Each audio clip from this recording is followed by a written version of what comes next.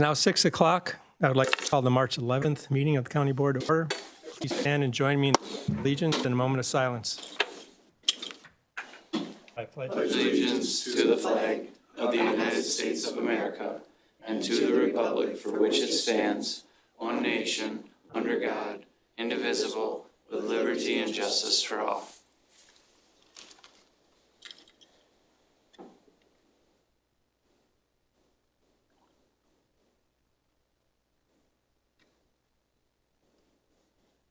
Thank you.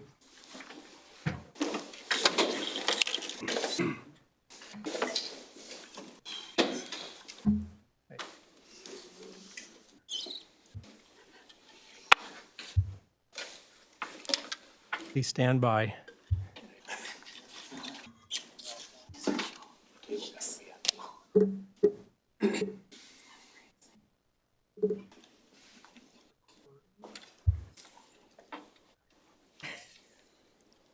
Yeah, right. Is it not? Okay.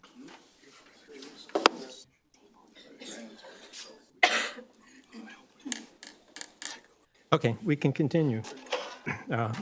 Roll call shows 20 supervisors present, 1 absent. And item 4, the approval of the agenda. Entertain a motion to approve. Omar moves. Lynn seconds. We have a motion and a second to approve the agenda. Any discussion, comment? Okay, we will call the vote then.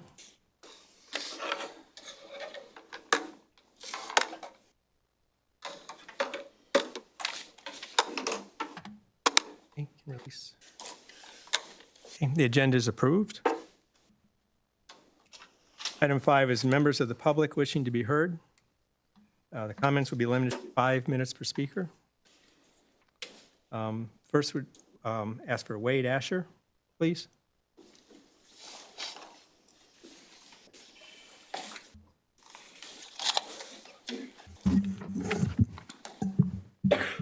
Check, check. Hello, and thank you for giving me the chance to speak tonight. For those that don't know me, my name is Wade Asher. I'm the general manager at Chippewa Valley Music Festivals, which is home of Rockfest, Hoofbeat Festival, Fest Valley events, and new this year, Forest Fields Festival. I'm here in regarding the agenda item 8-2, where it states that any non-governmental contracted service hours will be billed at double time. I'm not here to cause a rift or issues with the county, but more to educate and ask that you consider an idea as you look to act on that agenda item. As you know, the festivals have been a part of this community for over 37 years. In following the county ordinance, we pay the sheriff's department to provide their services on our grounds. Last week, I was notified that this agenda item was coming before the county board, and I quickly got to work as we cannot take that type of increase again. For reference, last year, for just 2 festivals, we paid $180,000 to the sheriff's department, which includes time and a half plus benefits for each officer. This $180,000 is up $40,000 over the last 2 years. Frustrated, I started calling around to other festivals and searching other ordinances in the state to see what they pay or do. This is what I found. Some festivals across this great state don't have to pay for officers at all, or EMS, or fire. This is because their county recognizes the economic impact and tax relief that they provide for their county. Or if they do have to pay the officers, the pay is based on regular time, and they have half the officers on site that we do for the same size festival. Close to home, the fair, for instance, has 2 officers on site during peak times, none during the day for their mass gathering. We have 27 officers at peak times. On top of that, we invest tons of money in cameras, infrastructure to make things easier for the officers and their staffing. Now, the sheriff's department and I have a great relationship. We worked really, really well together. So I knew I could sit down with them and figure out why this is happening. They had said it's because they're having problems finding enough staff to work the events. So this is an incentive to get more staff to work, which I completely understand. We all go through the same struggles. In talking with other festivals, many use private uniform guards that are licensed within the state to substitute the officers of their county. This is a great idea as it solves the issue of finding enough officers for the events and cut my costs down per officer substantially. Understand that these guards are mostly retired officers or military, so they'll be very quality people. I brought this idea forward to the Sheriff's Department and they seemed open to it. So last Friday, I took the time to lay out a change to the current large assembly ordinance to make this happen and sent it over to the Sheriff's Department for review. To be clear, I'm not asking for free Sheriff's Department services like other festivals, but I simply cannot continue to take these types of increases. I know that being on the board and a leader in this community, you understand the massive benefit of $20 million just in direct economic impact per festival that has on our community. This $20 million per festival does not include indirect or induced economic impact. That number would be about $30 million per festival, which if you do the math, the 0.5% that goes directly back to the county is $300,000, plus the sales tax that comes off our ticket sales and whatever is sold on the grounds. I'm asking the board, as you look at this agenda item, to continue to allow me to continue to work on a solution that works for both of us. I'm asking you to pull out the double time piece or table it, or if you must pass it, I ask that you carve the festivals out so we stay at the same rate we're currently paying. As you know, it's no secret what we do for this great county every single year. Last year was another great example with the addition of Farm Tech Days on our grounds. We hosted and helped run that festival free of charge to the community. We do our part, and it's time for the county to help out and do theirs.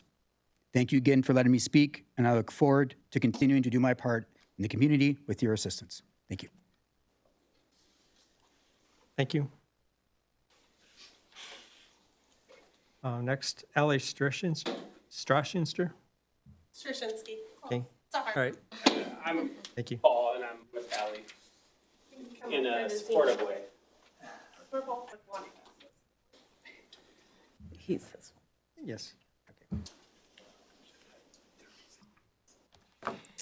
Good evening. Thank you for taking the time to listen to me speak tonight.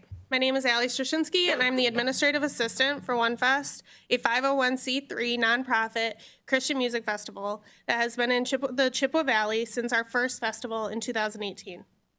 I'm here to talk about the topic of the agenda item 8-2, where it states that any non-governmental contracted service hours will be billed at double time. As some of you may know, in 2024, our festival made the move from the fairgrounds to the Chippewa Valley Music Festival grounds. The main driver for this move was growth of the festival. Our goal as a musical ministry is to become sustainable enough so that we can reinvest a portion of proceeds back into the Chippewa Valley community outside of what we already do. In order to reach this goal, we need to grow, which meant that we needed to move locations. As you can imagine, moving a volunteer-run festival to a new venue is quite a huge task. The added cost that came with this move was overwhelming. The substantial increase in cost of required county staff compared to nothing while we were at the fairgrounds is something that our young nonprofit could barely manage. To increase this cost by another 25% for something out of our control would make our expenses just astronomical. Last month, our director, Heather Flashinsky, met with our sheriff's office to discuss how we can work together to lower our bill and save us money on our already tight budget. At this meeting, there is no mention of this proposed increase. I know that we are a positive event in the Chippewa Valley that is needed and wanted by so many people who are searching for an event like this. OneFest was started because there was not, and still is not, a Christian music festival in the Chippewa Valley besides our festival. Because of this, OneFest brings many families to the area from all over the Midwest and even some other parts of the country that wouldn't be coming to the Chippewa Valley otherwise. OneFest is asking that you do not increase the rate that we pay, or that you at least allow us to adjust the ordinance requirements for the number of county staff that need to be on site for events. Thank you for your time and for your service on the county board. So I'm Paul. I'm here just to help Allie, but I'm one of the families. I have two young kids, 14 and 12, and we attended OneFest a couple years ago when it was at the Northern State Fair. and loved it so much I reached out to Allie and Heather and asked how I could help, and then have gotten involved since then. It doesn't serve alcohol there, so I have complete confidence in bringing my kids and having a fun family event. The organization itself does just an amazing job of keeping ticket prices low, so it's affordable for all. So when Allie mentions that it's a really tight budget, it really is, and we do the best we can to keep expenses low. So I guess my ask would be similar to Wade's in that if it's something that needs to be done, which I fully support, but maybe we can just table it or exclude us for the year so we'd have some time to react, because our ticket prices are already set, and a blow like that would just be really difficult. Thanks. Thank you.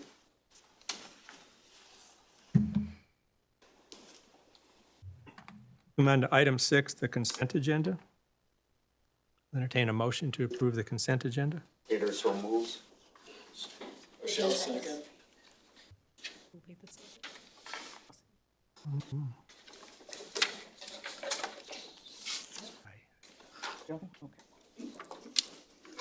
Okay, we have a motion and a second to approve the consent agenda. Any discussion? Questions? Okay, then I will call the vote then.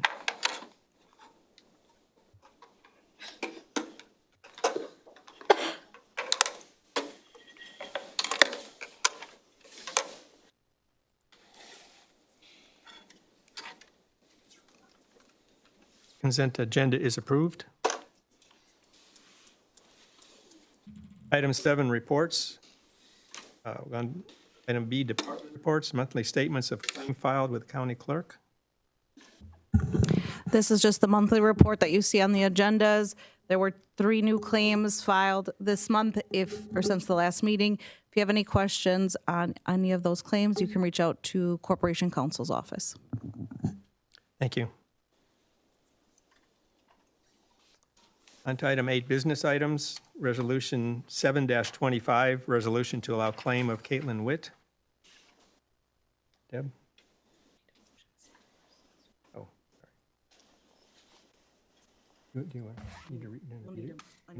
But we need a motion second first. Before you read it first. Resolution number 7-25, resolution to allow claim of Caitlin Witt. Okay, I entertain a motion to approve. Supervisor Bergeron motions to approve. Lynn seconds. Okay, we have a motion and a second. Now we'll discuss. Good evening. In case I haven't met some of you folks, I'm Deb Blevins. I'm the Corporation Counsel Legal Assistant, and I handle all of the county's liability claims. Before you is the claim from Caitlin Witt with regards to a snowplow incident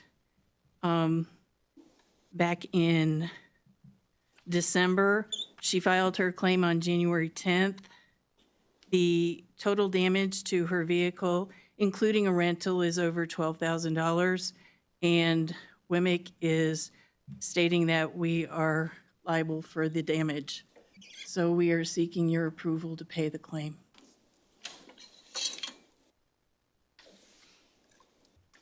Any questions? Supervisor Kelly. Thank you, Chair. In a previous meeting, we were told by another corporation counsel, or Mr. Sherman was his name, that this sets a precedent if we approve one of these claims. Is that not still the case?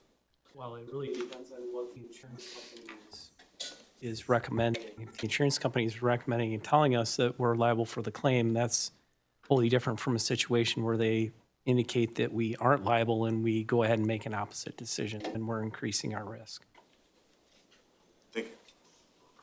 If I can add to that, just in general, the experience is when a claim is filed, normally we're advised, we deny it and send it to the insurance company, and we follow their advice. The denial doesn't lead us one way or the other, but it lets WMIC, who we deal with, they look at it, and then we follow the recommendation after that.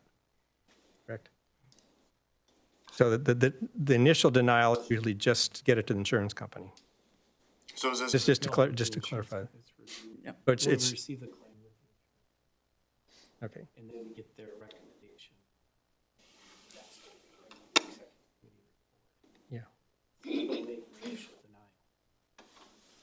Okay,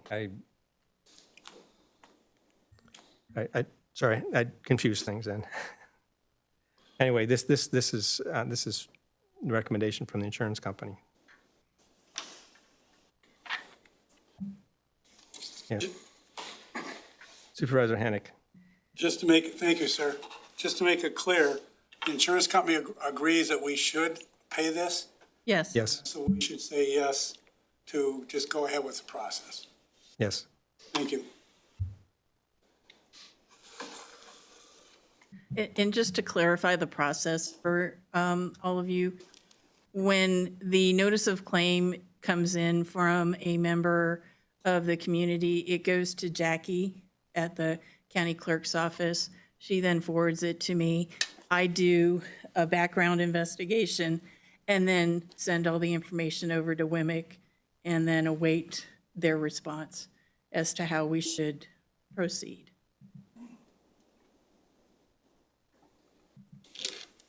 Thank you. Any further questions? Okay, then we will call the vote to approve, to pay the claim.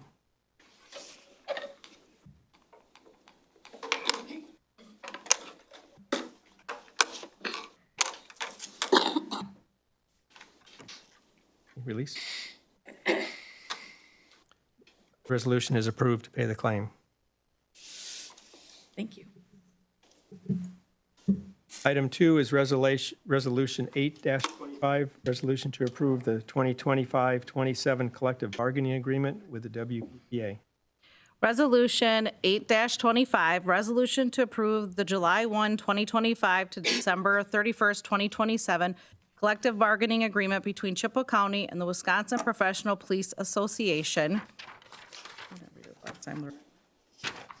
Now therefore be it resolved that the July 1st, 2025 to December 31st, 2027 WPPA/CCDSA collective bargaining agreement is ratified by the County Board of Supervisors, and the commencement date shall be July 1, 2025, forwarded to the County Board by the Executive Committee. Good evening. Wait, I would like, Get it on the floor. Entertain a motion to approve. I make motions. Okay, we have a motion. Happy seconds. A motion is second to approve. Now we can discuss. good evening again. I would like to open it up to questions instead of, I think Executive Committee preferred that I not just go through every single detail of the track changes, but instead to open it up to questions.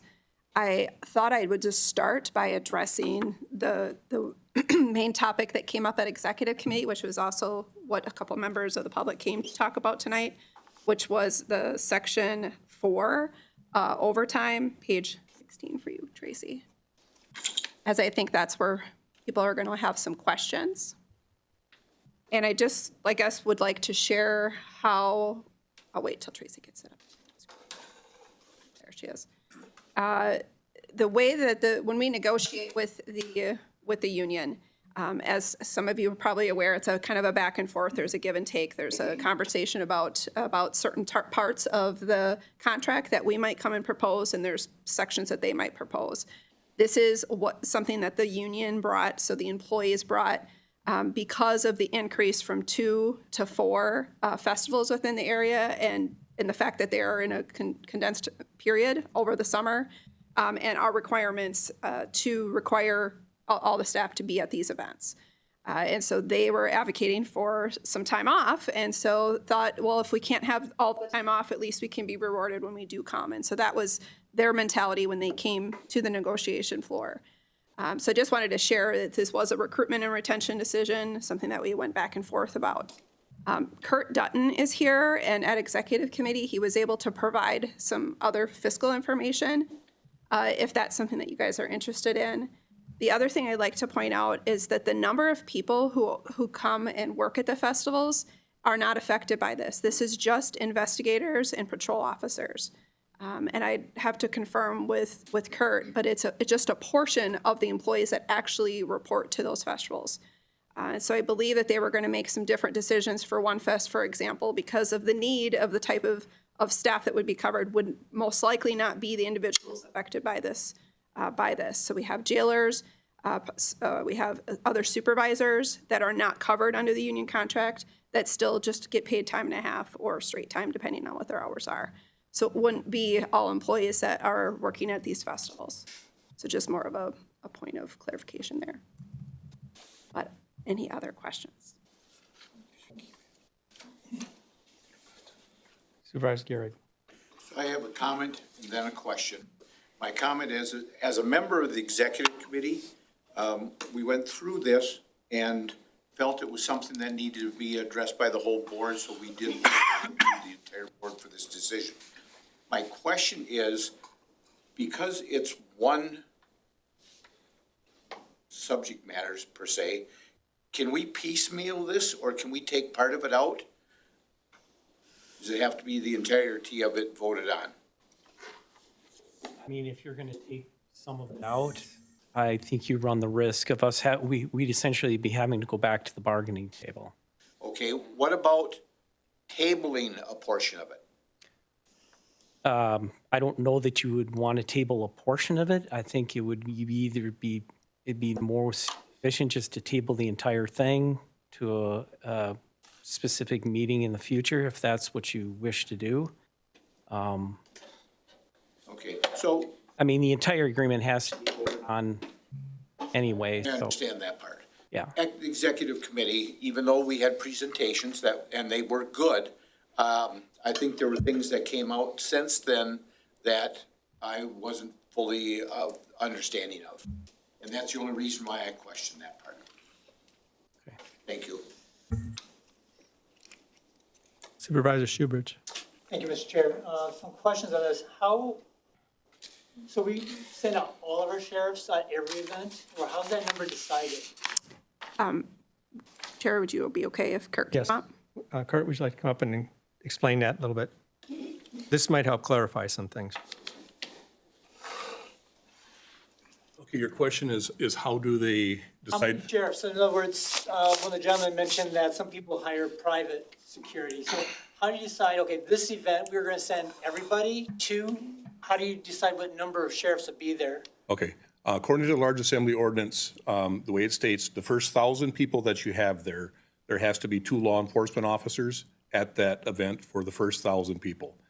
After that, if alcohol is being served there, it's 1 for 1 per 800, 1 law enforcement officer, 1 security officer, if there's alcohol being served there. If there's no alcohol being served there, it's 1 for 1 for every 1,600.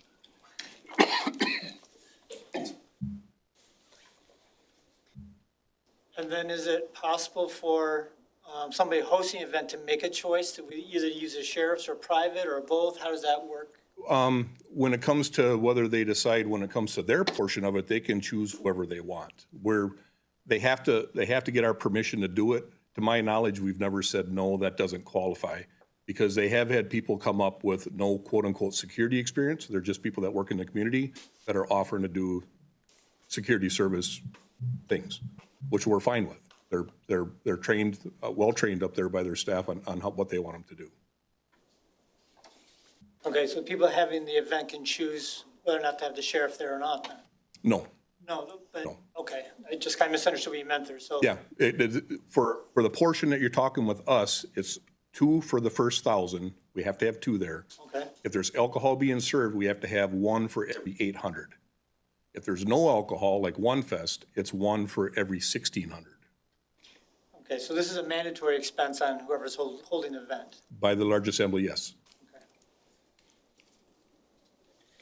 Okay. Supervisor Hennick. Most of my questions were answered, but on the requirement for the sheriff's office, and I want to be real clear. I'm a believer back in the sheriff and his officers. You guys have a hard job, no question about it. I just need to understand the rules better.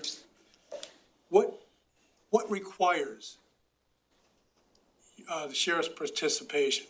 Is it county law? Is it state law? Is it just a regulation? That we're up there? Yes, what is, We're up there because of the large assembly ordinance is why we're up there.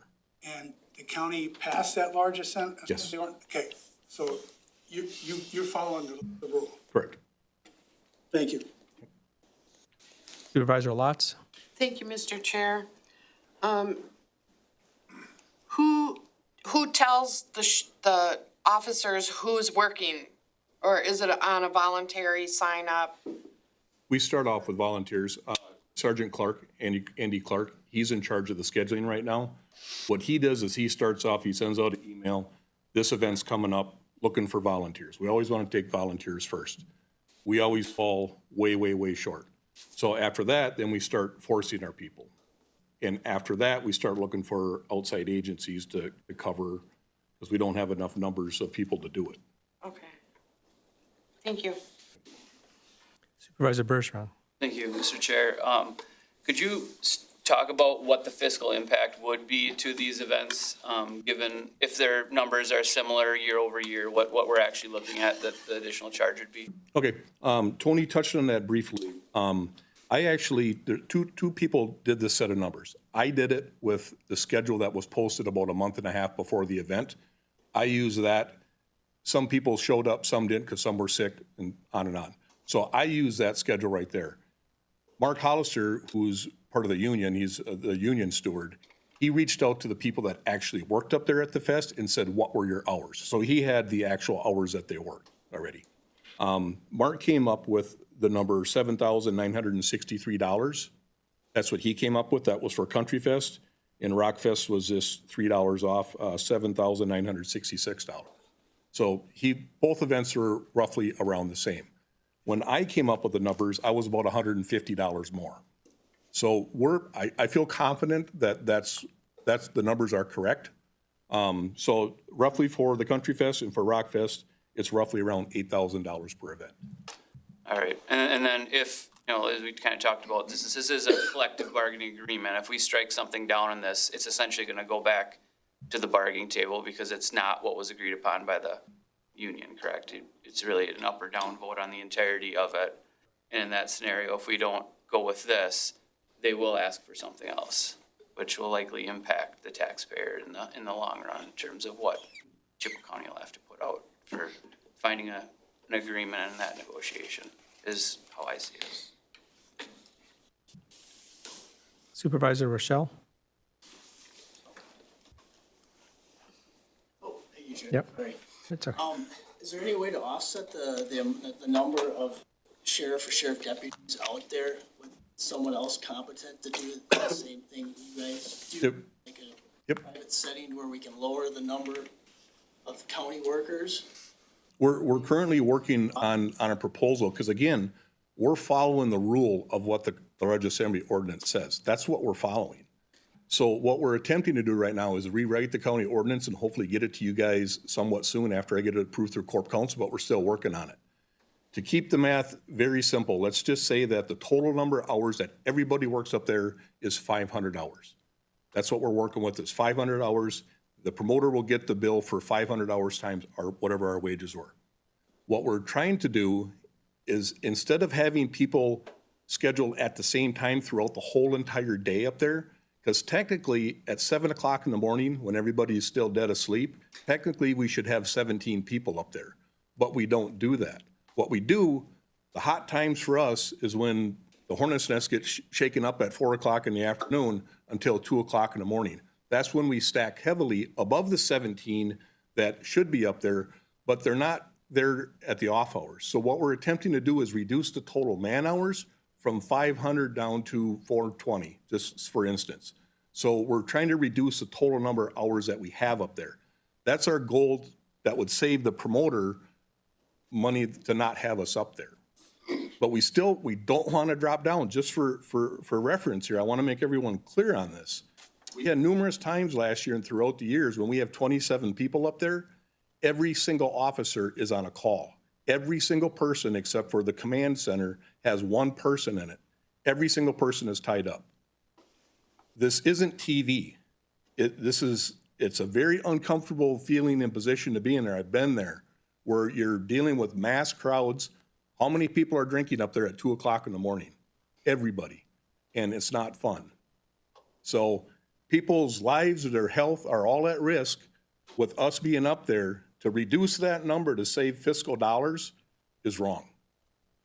But we can still work and reduce the hours somewhere else, and that's our goal. And that's kind of going to be set before this year's? Well, we're working on it right now. I mean, we're currently working on this right now. I don't know if everything will be set in place by the time fests come around. And along with that, I want to make it clear too, we used to have 2 fests. Now we have 4. That was by no choice of ours. So to get people to come up there and work these amount of hours that they work, there's a lot of hours that go into this fest that never get seen, that never get billed. The planning, us checking our equipment, us going up there and testing radios, us purchasing radio equipment to make it work up there, none of that gets billed back to anybody. We absorb it. So we're up there an awful lot behind the scenes with the scheduling, meetings, everything that we're doing when we should be doing our job for the county. And we're not doing it. Now there's 4 events up there when it used to be 2.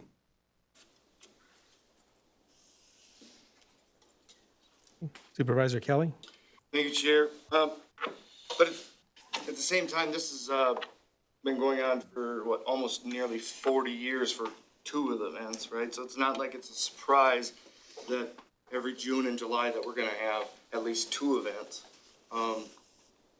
So, like the whole notion that, oh, we can't have people taking vacation, well, you're right, we live in Wisconsin, right? So we're just gonna have to block that section off, like that sucks, but I think that's what we're gonna have to do. We already do.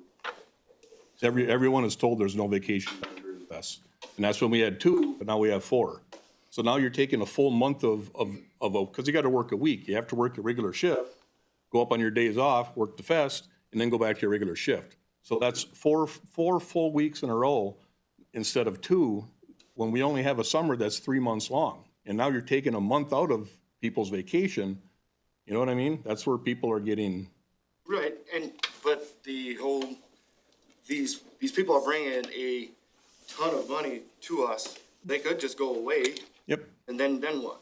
Now we're gonna have to really whittle it all down, right? And again, everybody sees this situation through a different lens. Right. My lens is not focused on fiscal.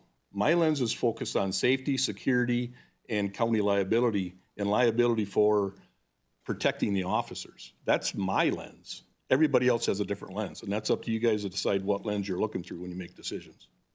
So then, I guess on the board side of it, or as the county side, are we able to, for this year, because I imagine these festivals can next year, be able to raise their rates to counter this double time? Are we, as the board, able to cover the other half of that other half? Like, what? The $8,000? Right. So then they're not getting smoked with another $10,000 hit. They can keep their rates at the same rate. We can go forward with this the way it is, and then next year they can raise their rates to bring everything up. Are you asking me or? To anybody in this room. I don't have the authority to.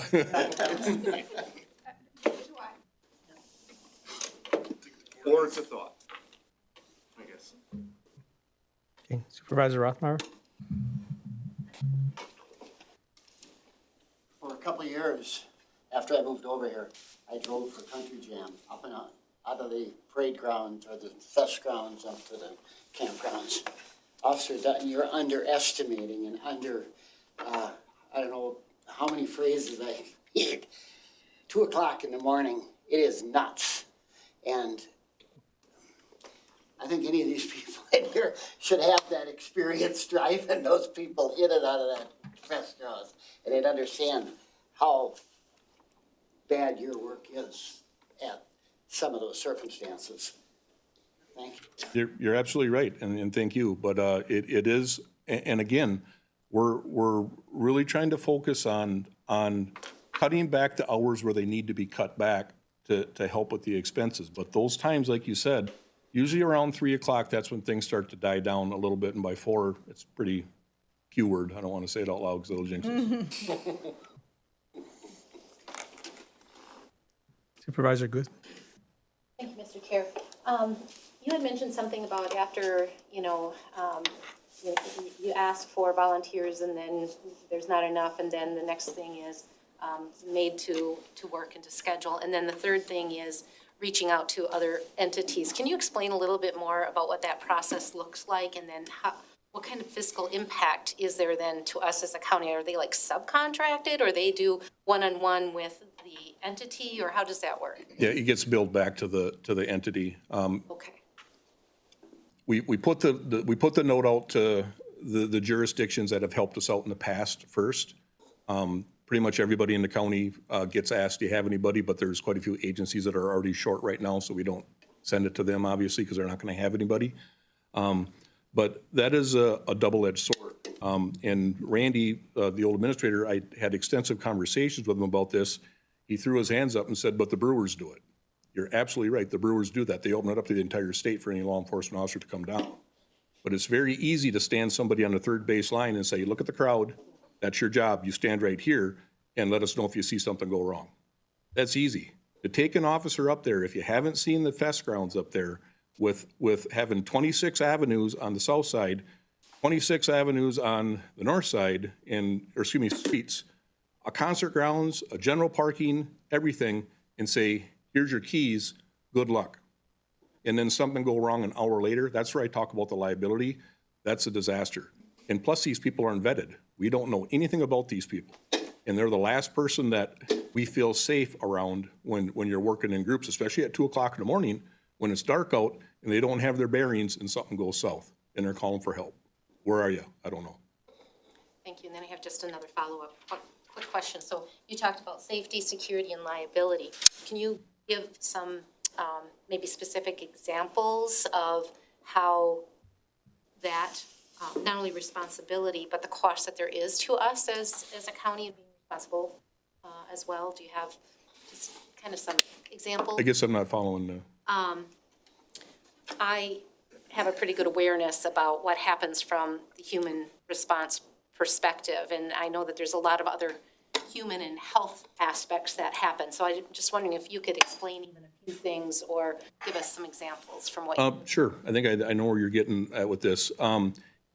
This section that we're talking about in the large assembly permit, Jackie, how many pages is it? It's probably 6, 7, 8, 9 pages long. Yeah. It's lengthy. What we're talking about is a paragraph this big. This is what we're discussing right now.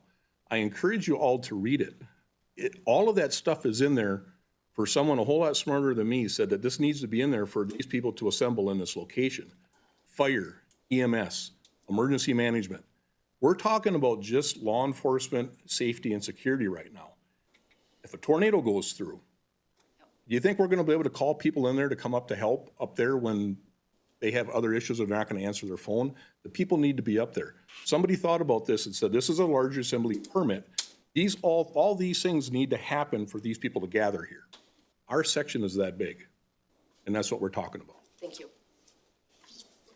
Supervisor Hennick. I think his last couple of claims clear me up. This is a safety issue for your guys, as long as the public too. And that's why you need the staff that you need. Yeah. I've given these numbers to promoter Wade Asher over there. Those of you on legal law saw these numbers. Every single year since I've been chief deputy, I've run our comparables to one that's over in Minnesota, the 10,000 Lakes Wheat Fest. And if you look at our stats compared to theirs, it's ridiculous on how safe ours is compared to theirs. They're having 13 assaults, we have 1. They're having 5 sexual assaults in one event. Both of our events, we had 1. They had 5 in just one of theirs. So I think we're running a pretty tight ship up there, and we're keeping people in control. For the amount of alcohol that's being consumed in that dense of an area, I think we're doing a good job, and we do it by proactive policing throughout the campgrounds and interacting with people out there. Kudos to you, sir. Supervisor Kempe. I'm going to start with, I go to these events every year, I guess. I've been to quite a few of them. I actually do work up there also, but I get there's more and we're short on police people, but is there any other way we can get other people, outsource cops, to do this, to take it off the Chippewa County, to where you guys can, me as a business owner, I can't do all my work. I outsource stuff all the time. If I can't do it myself, I can call and say, hey, will you make business cards? Can you guys do that? Can you get sheriffs in for you guys to help take the load off for some of your officers? Where one way, don't have to pay double. You guys can mark it up a little bit, make a little bit of money on the side. I mean, that's what every small business does, I guess, around. I mean, is that possible for you guys? Yeah, we don't make any money off it. It's just reimbursement. And that's exactly what she was referring to when I told you about the Milwaukee Brewers. If we do that, we've had a lot, and we appreciate all the help we get up there. There's agencies that say we can send somebody from 1800, meaning 6 at night, to 2400, meaning midnight. It's 6 hours. How much of that city have they learned in 6 hours? And that's all they come up there. It's a one-off. We greatly appreciate that. We're thankful to have them there. But again, we're throwing the dice, because the more people we get up there like that who aren't our people and who don't work year after year up there and know the layout, we're playing with fire. Isn't it just kind of like a monopoly? Like, you guys can just raise the price as much as you want, then if you guys are the only ones that can bring, why can't he get bids from other places? I'm telling you what the large assembly ordinance says right now. We're following it. We're not making up all these other things to stick it to anybody. We're following the large assembly ordinance. Which is chapter 14. Another thing to help add to, I think this question triggered this thought, is I've been with the county for 10 years. And when I started with the county, we had something called reserve officers, and we would have up to 10 approved in a year. And when I first started, it was primarily to help with fests. So we would be able to recruit, and we would get them to come, and they would work for us during the festivals. They were not part of the union contract, so they were outside of the contract. They're at a lower rate of pay. And in the last 3 to 5 years, we are not able to fill those positions. Usually what would happen is someone would retire, they'd maybe wait, they'd go on their little sabbatical for 3-4 weeks or a month, and then they would return. But a lot of times what we're getting now is they want to return, but not if they have to work fast. And so they always carve that out in order to return. And for many years, we would say, sorry, that is a requirement of being a reserve officer, is doing the festivals. But we can't get them to work the festivals. So right now, I think we have 3 reserve officers. 3 or 4, yeah, 4. And some of them do rec. So I'm not saying they're all fest, but that has been normally what they were, what the design was for. Okay, Supervisor Flynn? Thank you, Mr. Chair. Yeah, there seems to be a lot of strain and stress, on our law enforcement due to the additional fests. And, I've been there like everybody else at, Rock Fest or Country Fest. And sometimes there's a lot of people there, and you look back and then you see the limited number of officers, that are there. You see the security staff as well. And yeah, it gets to be a lot sometimes. But, I'm looking at it also from a business owner standpoint, and business owners are always projecting their stuff out 2 years, 3 years, 5 years out. And if this just came up this year, which I don't know, I guess that's the one thing I don't know, it's not allowing them enough time possibly to, figure out how they get back, some of the money they potentially might be putting out, or, perhaps they have their tickets or other materials printed up already. I don't know any of that either. And again, don't get me wrong, since I serve on the legal and law enforcement, I appreciate everything you guys do. And everybody should, sit and listen to, some of the conversations that our committee has, because it's a lot of work, and public safety is a huge thing, not just for the public, but for your officers all the time too. And this is just, one of those difficult situations where we're going to, have to weigh all the facts. And again, we have additional fests out there, which, creates, extra work and, trying to get people to do that. And our summers are limited for people's vacations. But at the same time, again, I'm looking at it from the business owner standpoint. They like to project out. They don't always get to do that. But, those are just some questions that I have, but I don't know answers to. But maybe I missed something too. But I appreciate everything you do. And the fests have been great for our area too. And that's all I wanted to say. If I could, the contracts unfortunately are decided in a very narrow time frame. We could never tell somebody, hey, in 5 years, because we literally find out the contract is ratified and it takes place. We could never project that. Thanks. Supervisor Shoebridge? Thank you, Mr. Chair. The big part of this is similar to that is hanging up, is that we're telling a business who's already contracted with us that we're now, after the contract is signed, we're going to increase our rates. That's really hard on some of these businesses. They've planned this out a year in advance. And I like the idea of having us cover some of that for them, because I understand the point. I mean, police officers have to go a whole month, it sounds like, without any days off. Working the weekends on the fest and then working all week at their normal job. So I understand both worlds here. Mr. Chair, is there a way, or what budget would something like that come out of? Or would, because I know if we do an amendment on this and say we need a grandfather in everybody who has a current contract this year, it'd have to go back and they'd have to debate everything. But could we put an amendment in here saying we will pay that extra half for this year for those who are already contracted? I think that would be a whole separate issue and can't have it tied to the contract. Amending anything with the contract, I think, will just send it back to negotiation. You know, we can have an intention of doing something outside of this, but as far as the contract goes, I don't think we can add anything to the contract. Because it would be it would have to be removed. It's a separate agenda item and request. So then probably it sounds like tabling this, vote on that, and then that may decide how people vote on this. Yeah. Well, there's Ways of doing it. there's options, but then I don't know what the urgency is. There's some urgency of getting this contract approved as well. So my understanding is that it's a contract that's negotiated, and all of these pieces negotiated meeting to meeting when you went back and forth. And so, and I can't remember specifically, but I know that there was one item that they requested that we negotiated not to do, which was specific to them picking their shift. And that was something that management was really against. This one we supported once we talked through the actual fiscal impact because of how small it was in comparison to what originally, I think we had the same thought, is this going to be the $60,000 or however many dollars it was going to be? But due to the small fiscal impact, but the impact it would have on the employees is why we ended up negotiating this in.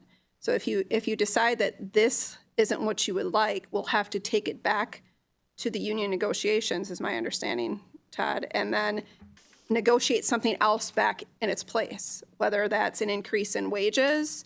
Right now, we haven't, the wages that were there, we're proposing 9% for the first July 1st, and then 4% for the upcoming years. So I don't know if that's something that they would want, or if they're going to try to negotiate to have those shifts, being able to pick on their own. So I can't predict what they're going to try to negotiate, but those are some ideas that I would have.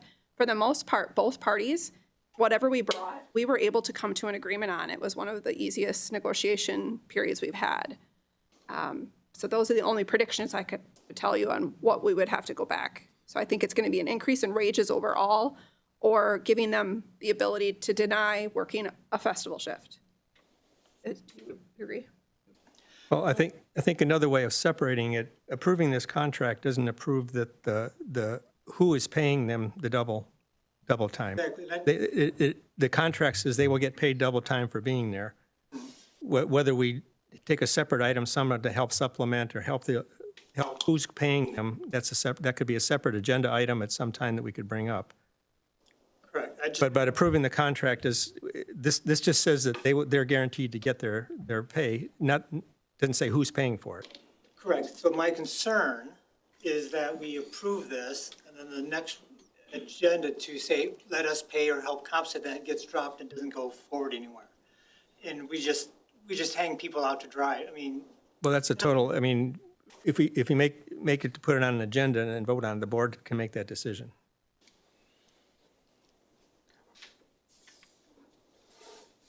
And I would agree, it's wise to keep two separate things for the whole fact of the negotiation that we have here is at risk if we try to take it back and start renegotiating. There's a lot bigger issues than this involved in the whole big picture that will be negotiated. But the concern was also stated that we need to really consider is business. We are a business, and people are coming and taking part, and we're getting income from that. And so if we take our customers and we slight them, they are more motivated to go somewhere else. And that'd be a big loss for us, so we have to really consider that as well. And that's my concern. Yep. So I understand that we didn't realize the sheriffs have to, pretty much that whole month, that stress I understand that, so we have to work on that. We also have to figure out other ways and look at this other rule about how we can help alleviate that stress. That's hard on anybody working 24/7 for a month. That's too much. What else can we do? But that's another discussion. But for our festival people, we have to do something for them as well. Supervisor Lotz? Thank you, Mr. Chair. I think Supervisor Shoebridge kind of asked my question, but is there a way that the board could pay the difference in 2025 and discuss it for 2026? Because I don't believe that anybody really cares who pays them. And then I also like the large assembly ordinance being looked at. Is there a way that you could do pick a fest to work? Yeah. And that's the very difficult part. I've already had this conversation with Wade Asher. Is every single one of these fests, we just have an idea about the force fields. But let's just leave that one out. Rock Fest, Country Fest, and One Fest, if you look at them, that large assembly bill does not really apply to all of them. Each one is going to be different. They all have their unique characteristics. And coming up with a paragraph this long and say this applies to everything is not the right thing to do. That's why we have to put language in there and come up with it, and we're going to need the Corp Council's help to come up with this on how we can make it fit everything where everybody is happy and we meet these needs. Because they're completely different as far as the atmosphere up there, the problems we have, on and on and on, are completely unique for each fest. I understand that. Thank you. Okay, Supervisor Hennick? I need to get clear on this. The way this is written, there's a question for Tony after this. The way this is written, does it protect our officers and the public? Are you satisfied with that? I'm not satisfied with the way it's written. The way that it's written is not beneficial for anyone, including ourselves as a sheriff's office. Because the way it currently stands right now, to keep it simple, if his numbers came back where it said we had to have 17 people up there for the numbers, well, the numbers are all asleep. The numbers may all be out there. Does it make sense to have 17 officers, patrolling, everybody sleeping? That doesn't make sense. And it adds stress to us because now people are up there and they don't want to be up there. And it adds fiscal problems with him. So again, what we've done is we've used common sense on this, and we probably shouldn't have. We probably should have attacked this ordinance a long time ago and really criticized it a long time ago. But that's been a recent thing that we've done. Because we don't have during the day shift up there, when everybody's sleeping, we have people come in later in the day. We only have probably 6 of us up there during the day. So if the board approves this with a yes.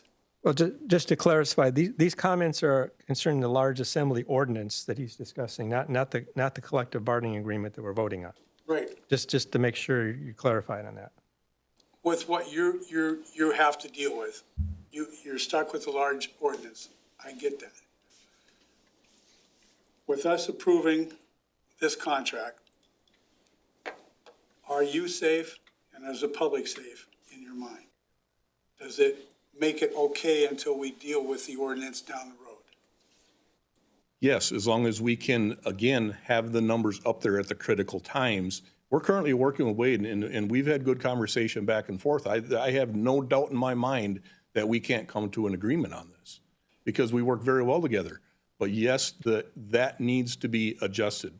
What we have that we're doing right now works. And we don't have any intent to change it unless we're forced to change it.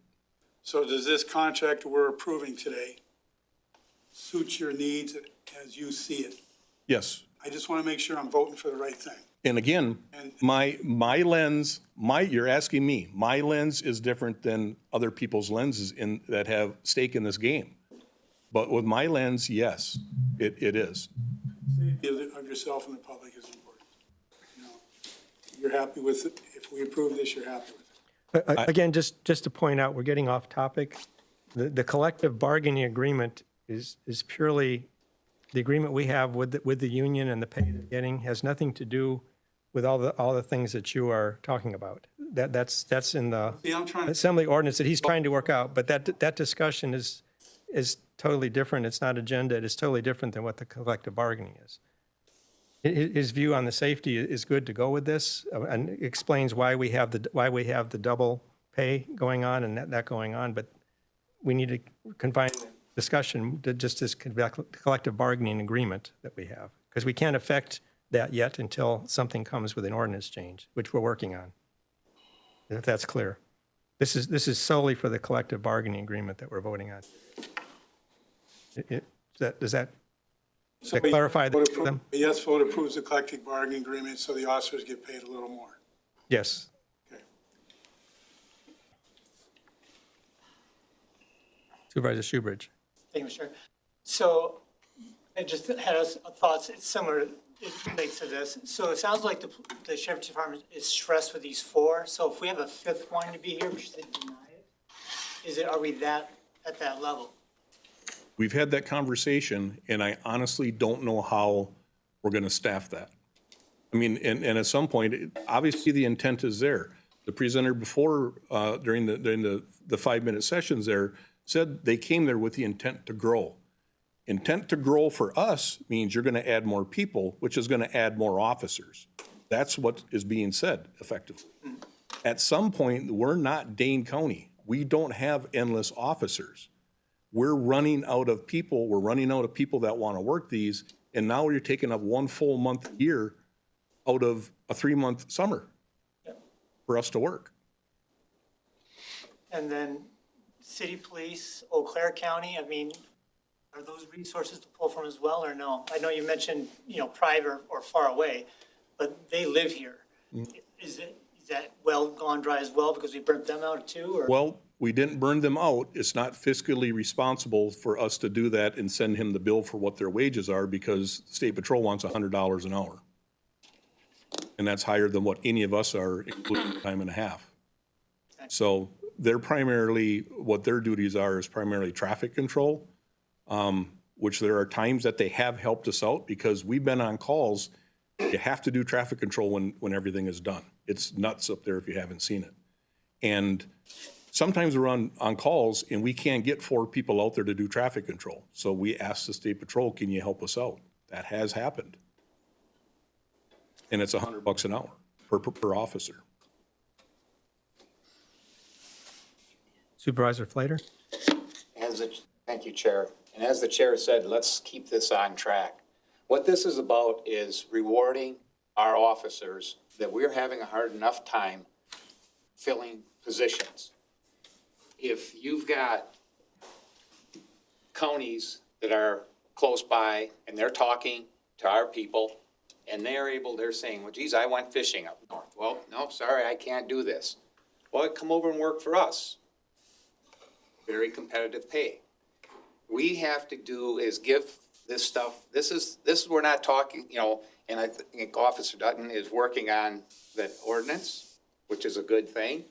And we can bring up the other thing, but we are voting on what's important to our officers right now, that this was a lot of work getting to this point and to start to beat up on this other stuff that is irrelevant to this. Thank you. Hey, any more questions? Okay. Any questions on what we're voting on in the collective bargaining agreement with the union? Or any other pieces of the contract.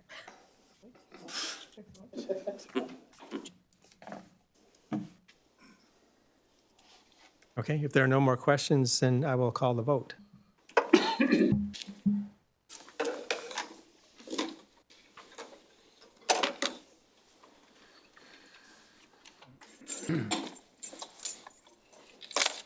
Release. The contract is approved.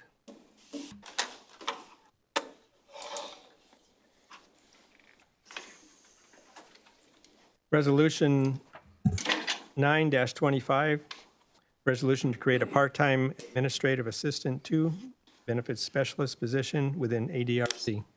Resolution 9-25, resolution to create a part-time administrative assistant to benefit specialist position with the Aging and Disability Resource Center Division of the Department of Human Services.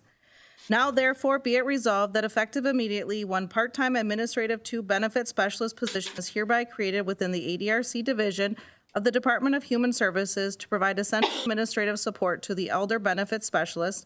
And be it further resolved that the funding for the part-time administrative assistant to benefit specialist position shall be derived from a combination of state and federal grants and county levy funds, ensuring sustainability and comprehensive service delivery for the county's aging population.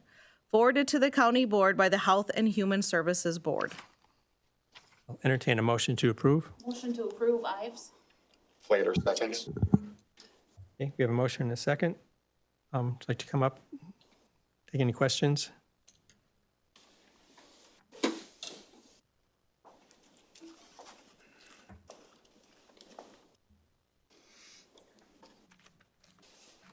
Good evening. I'm Sarah Zilke, the manager of the Aging and Disability Resource Center. Just started off, if there is any questions, I do have kind of some information prepared, but I can start if there are any questions.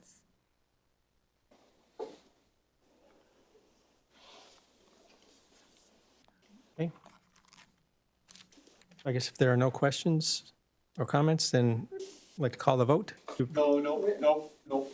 No. My button isn't working. Okay, all right. Why is it not working?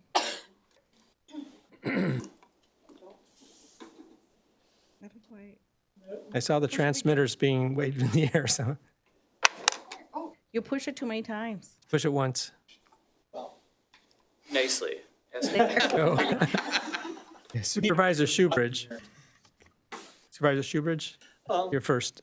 My main concern is right now, a lot of the state and federal funding is in upheaval. So the stability of that funding, how confident we are that a month from now, that funding's still going to be there.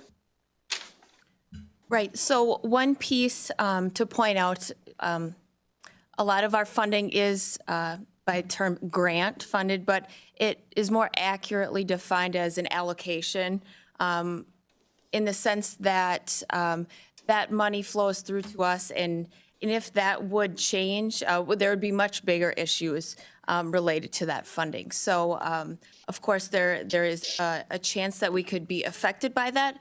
Just how much, we don't know right now, but in general, the money that we receive from both state and federal sources is in the form of an allocation, more so than what you would generally expect with a grant. Supervisor Erickson.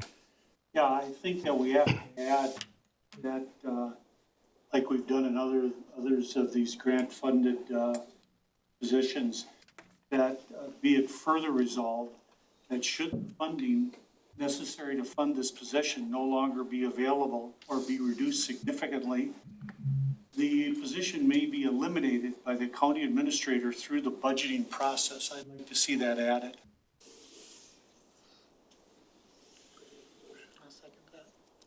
Is that? Want me to bring it up to you? Oh, no. I'm I'm a step ahead of you. I don't want to get in trouble again.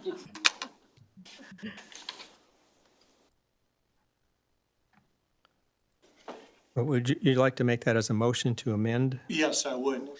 Yeah, and I, checked the numbers and, the funding on this just about 25,000 of it is grant. And 13,300 is our levy, so I think it's pretty important that we have that in there. Okay. I'd like to make that motion to amend or. Okay, so, go ahead.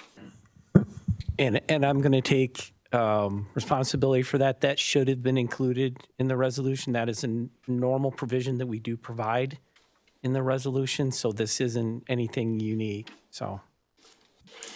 Okay, so we have a motion to amend. We have a second to that motion? Meyer seconds.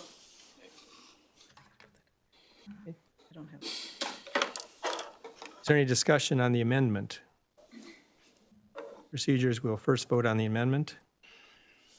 Okay, if there's no discussion, we'll call the vote on the amendment to the resolution. You have to wait. You're getting. Okay.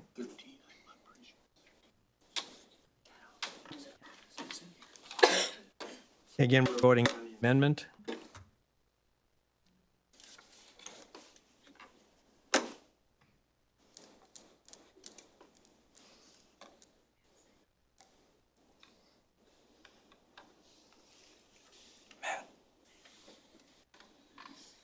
There we go. Okay, the amendment is approved. Is there any further discussion on the resolution then? Okay, if none, then we will call the vote to approve the resolution as amended.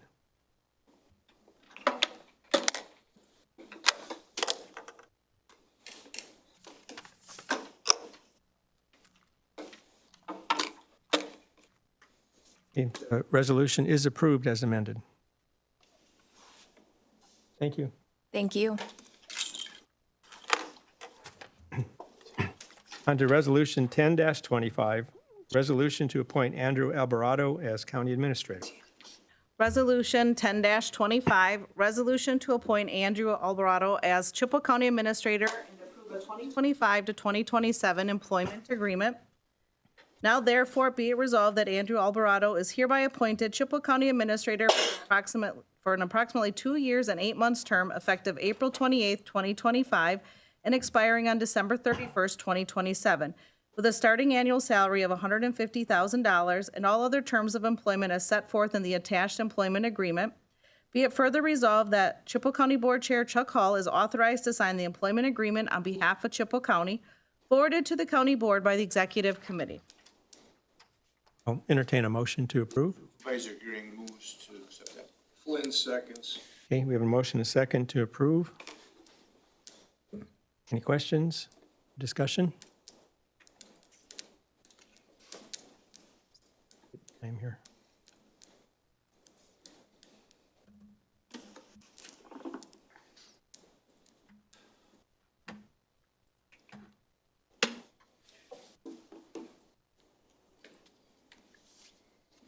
Okay, Supervisor Hennick?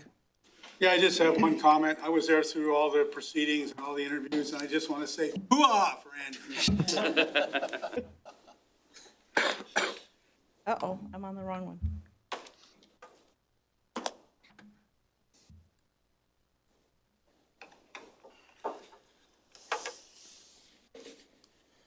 Missing.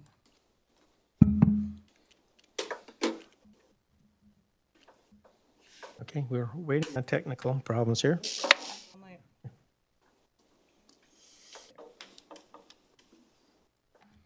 We're just going to do it that way. Okay. The Supervisor Lotz. Thank you, Mr. Chair. I sat through all of the interviews and watched the executive committee vote. I'm just wondering why there's such lack of transparency right now. Is Mr. Alvarado up to the challenge, seeing as Chippewa County is 3.5 times larger than Sawyer County? And his Sawyer County budget is a lot less than Chippewa County, so I'm just wondering if he's up for this big of a challenge.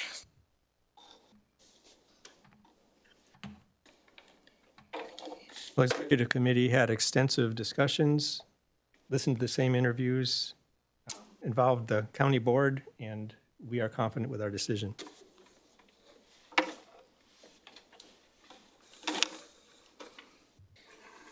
Supervisor Hennick? Thank you, Mr. Chair. I sat through the evenings with the candidates. I sat through the entire 8 hours of interviews and stuff. And there's always new teammates that come onto a team. And it's our obligation as a unit to all work with him to help him do the job. All of us are obligated for that. And we all do that for 5 months. You got a good staff here. You got a good administration here. It's a team environment, and whatever needs he has, it's gonna happen within our framework.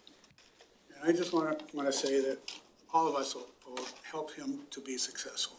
I'm sure of it. Okay, any more discussion? All right, if not, then we will call the vote.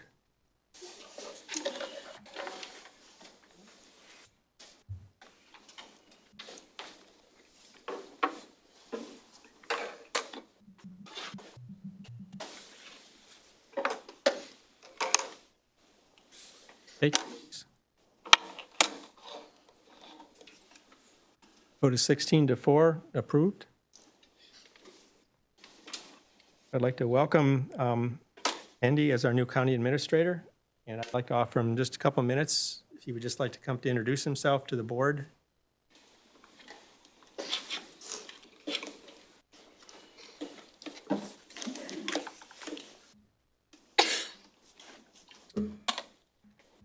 Excuse me. Good evening. Thank you very much for the opportunity here, and appreciate the opportunity to come on board with Chippewa County. Just one kind of housekeeping thing going forward. Call me Andy. Andrew is still reserved for my mother. The scale of Chippewa County is not lost on me. I've gone from Rusk County to Sawyer to here. Each time it's been a progressive move. Right now I have an HR director, a finance director, and assistant finance person. Here, there's much more staff that I'll be working with. I think it's leading a team, like Mr. Hennick said, and I'm really looking forward to that. Appreciated the interview process last month. I thought it was very thorough. It was a lot of people and a lot of questions compressed into a short amount of time. So in the next, once I come on board, but even before then, it's going to be about getting reacquainted with the department heads and the county board, and understanding what the priorities are. I've already met with Randy a couple times and Tracy, so the transfer of knowledge on Chippewa County is already occurring. And I'll be making time to meet with some of the key department heads over the next month before I officially start, so I can hit the ground running. Thank you again, and I really appreciate it. I'm looking forward to working in Chippewa County.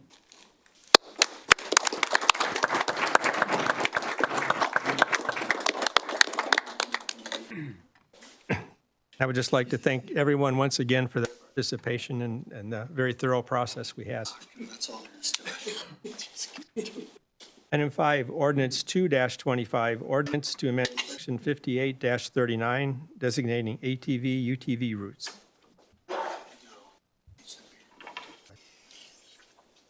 This is first reading.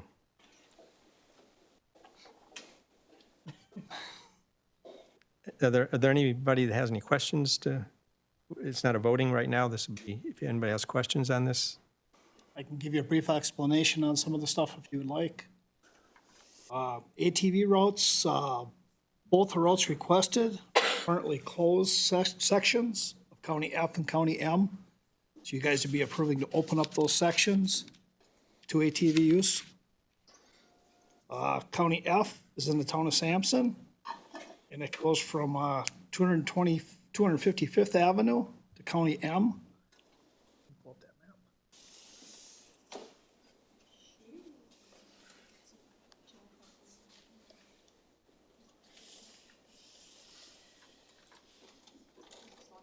Yep, that's the one. Thank you.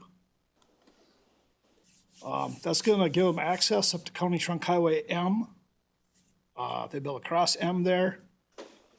The other portion of County M, you'll see in a second, that goes back to the east to State Highway 40. That would give them access to the convenience store in the corner there.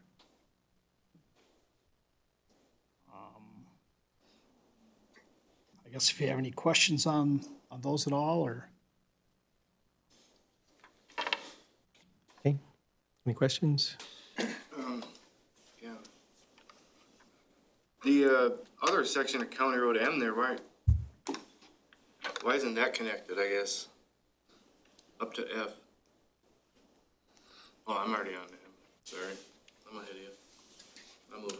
Sorry. Okay. I'll wait till we get to that map. Okay. Yeah, that other section, if you click on the F1, you'll see where it just connects and goes to the, yeah. Oh, application.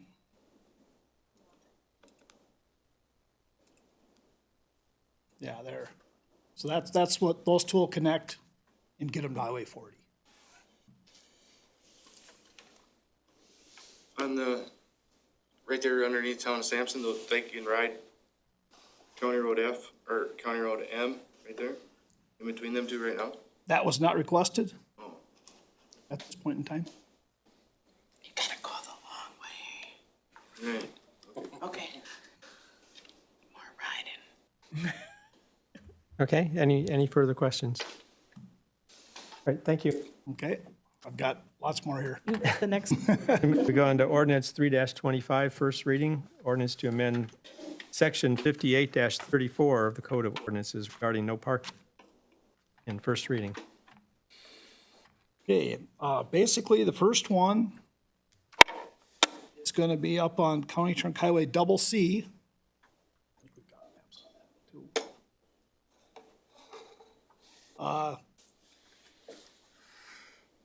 Yep, that area right up in there.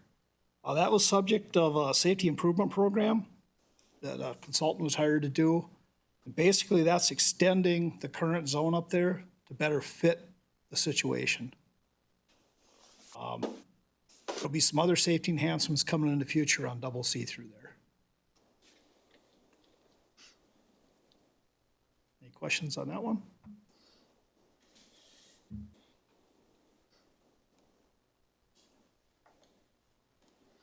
The next one is County Trunk Highway 00 in the village of Lake Hallie. This is to extend the current no parking zones, and it's due to the curve, the high traffic count, and better vision with the residential driveways. That'll pretty much be put in place. We've got a construction project there this year. It'll be taking place. When that's done, that would be marked out appropriately. That project's gonna be led on April 8th, so we'll know who's got the project at that point. Any questions? Yeah, this one here, the one on the water, I understood. What's the reasoning on this one? It doesn't make sense. Well, with the curve and the speeds and the traffic, there's a business there that they tend to get a lot of parking out on the street. And it's impacting vision coming out of driveways. The residents there, they can't pull out of their driveway, they can't see around the cars. They're parked on both sides, it really narrows it up. So that's the reasoning.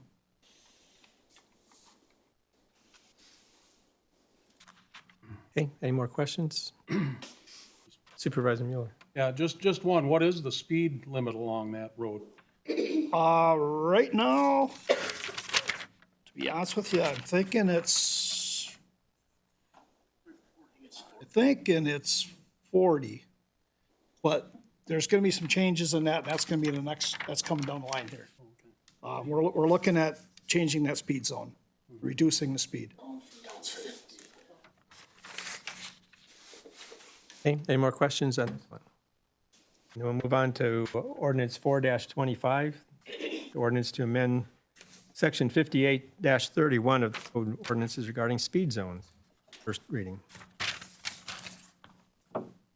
Okay, the first one is County Trunk Highway AA in the village of New Auburn.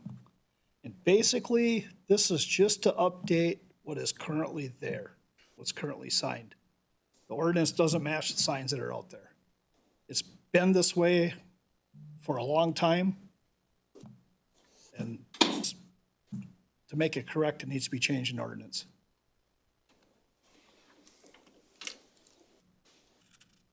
Questions? So real quick, so who changed it without going through the ordinance? To be honest, I don't know. It's been signed like that as long as I can remember. I don't know if the ordinance was not written correctly at the time, or there could have been a case where it just plain got marked wrong. I really can't answer that question.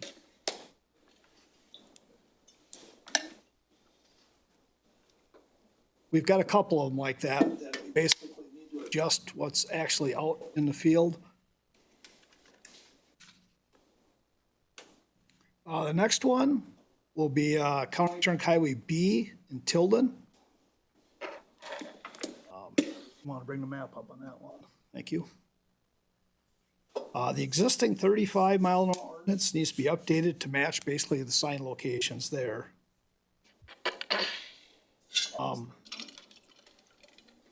Yeah, that one will work. We got two Bs here. So the north-south section, what that will do is, not the north-south section. The B coming into the curve there, coming into Q, that's basically to match the signs that are there. The other section, the other B, yeah,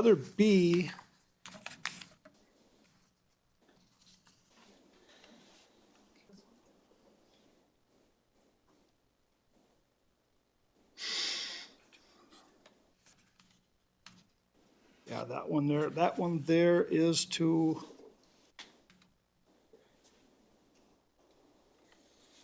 again, match the existing ordinance that's there. The existing 35 ordinance is being updated to match the actual sign locations. So what does the ordinance say it should be? I'm sorry, I should have.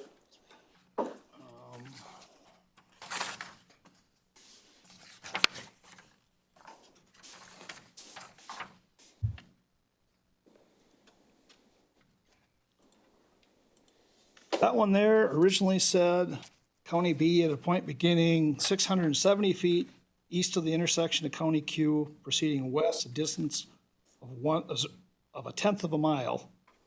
It's being corrected to beginning a point of 700 feet east of the intersection, proceeding west at a distance of 0.13 mile, or 0.43 miles. So it's just a minor adjustment. It's just to make it so it's right. Some of these, there could have been, Before an intersection or something, sounds like. yeah.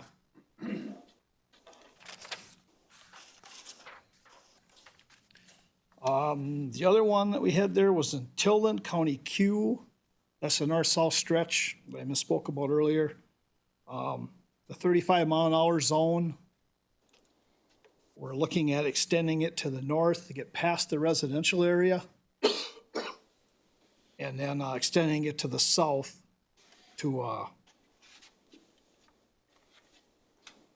get down to meet the right transitions we need for the speed limits.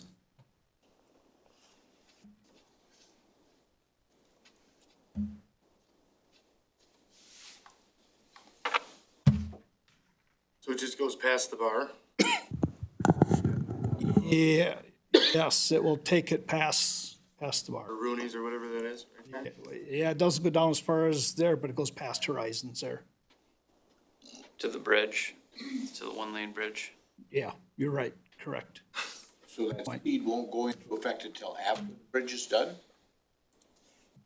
No, I think this will go into effect whenever, the next meeting when you guys approve it. Yeah, that bridge is let, and will be worked on this summer, late summer, fall. Okay. But this ordinance, when you guys would have, next reading, if you approved it, that's when it would go into play.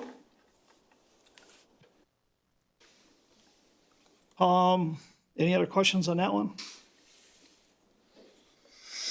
Then the last speed ordinance I have, the last one I got for you is County Trunk Highway 00.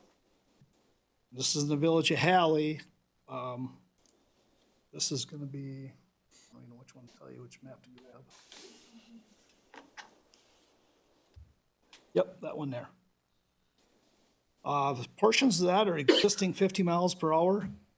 And this has gone through the Traffic Safety Commission on May 9th and had results of a speed study. So the recommendation was to drop that from 50 to 40. That particular reduction would not go into place, so the Commissioner would like to postpone that change until that project is done.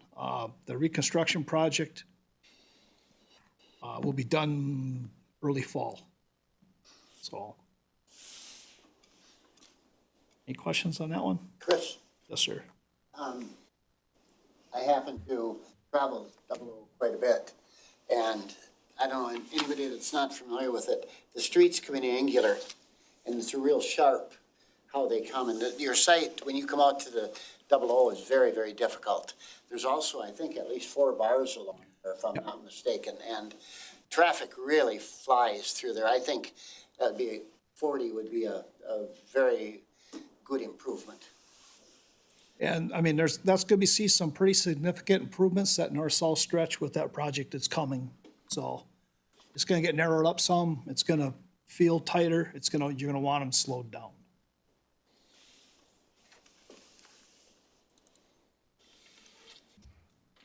Okay, any more questions? All right, thank you. Thank you.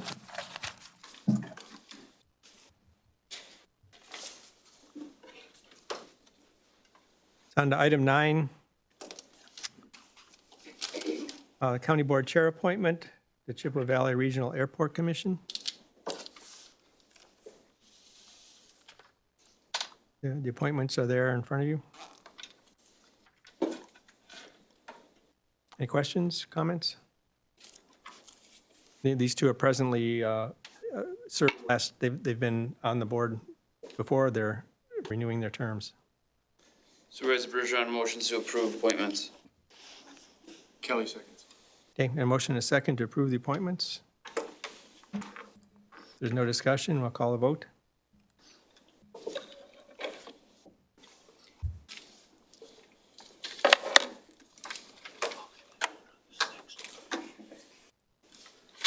Okay, the appointments are approved. Next item is the County Board Chair appointment to the Metropolitan Planning Organization.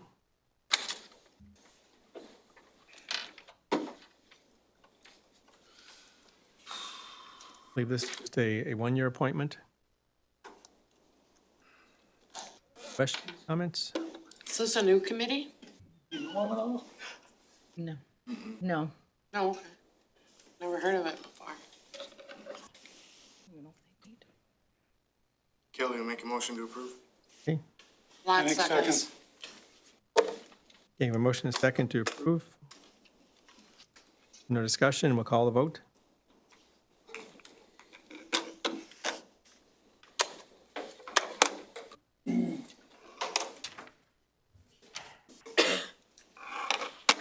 There it goes.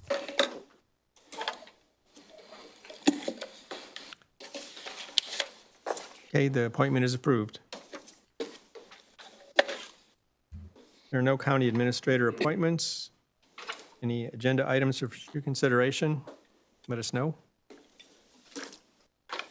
Move on to item 12. Erickson will make a motion to adjourn. Second. Motion is second to adjourn. Vote on it.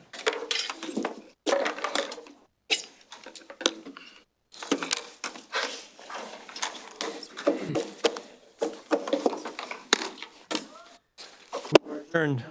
Thank you very much.